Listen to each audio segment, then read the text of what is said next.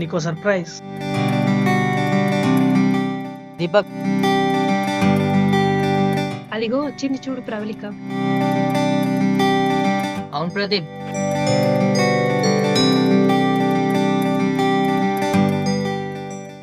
ఆ రోజు అలా మాట్లాడినందుకు సారీ. ఏమైంది ప్రవళిక? ఏంటి అలా చూస్తున్నావు? It's okay, no problem.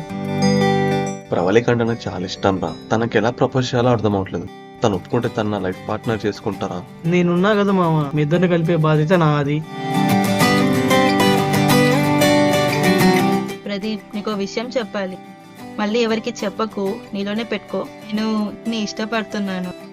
ఏంటిది? ఎగ్జాక్ట్ 2 o'clock నీకు ఫోన్ చేస్తా.